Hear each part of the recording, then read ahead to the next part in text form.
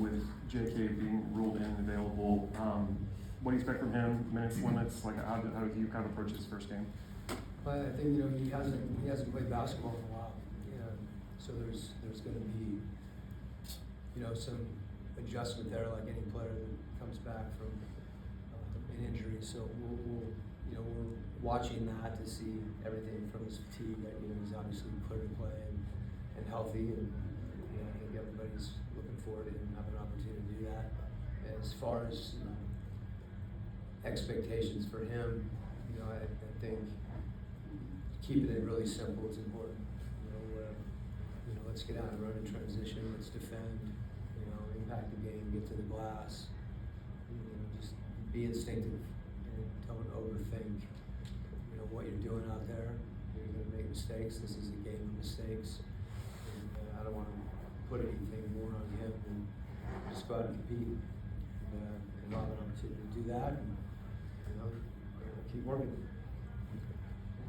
Quin, you obviously coached against him, and now you've got him. So in Kaminga, what kind of a player do you think, where he is right now? Yeah, well, I think anytime you change environments, there's an acclimation process, and we've got a lot of guys going through that right now. There's certain things that we've seen him do that I think will be consistent no matter where he's playing, and his ability to get to the rim, to drive the ball, get to the foul line, doing that.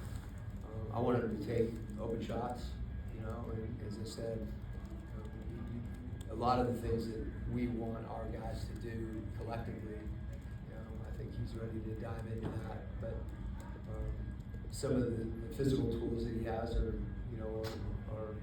unique in that sense. Just he's explosive, and I think talked a lot about that being impactful on the defensive end as well.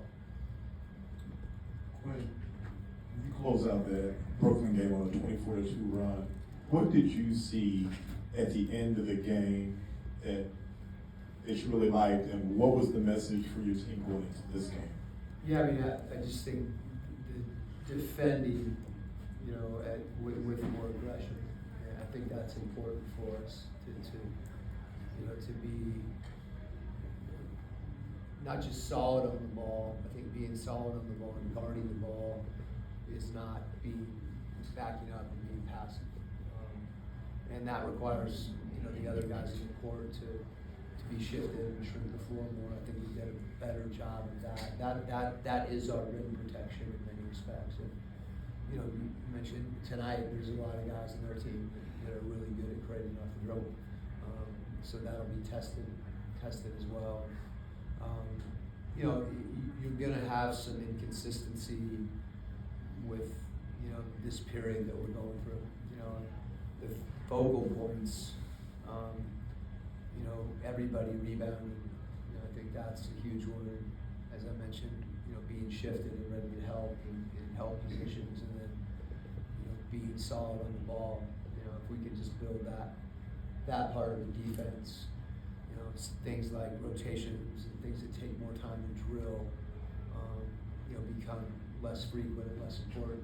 If you're not getting beat. So that to me, was impactful, and then that fueled some stuff we were doing offensively, and I thought we executed late as well, which was good to see. So more than anything, it's a question of let's try to get consistency on the things that we're capable of doing right now, and then let's continue to work on some of the things that are more nuanced, where we're trying to get everybody on the same page. Quin, what will it be like to see Trae Young tonight? He's not playing, but you'll see him nonetheless. Yeah, well, as I said, when Trae was traded, and since that time, echoed the same thing. That I think, myself and speaking on everyone's behalf, we're just very appreciative of what Trae has done for our team and franchise, over a number of years. Grateful to him and his family for that, and also just wish him well, and success in this next, phase of chapter of his career. Okay.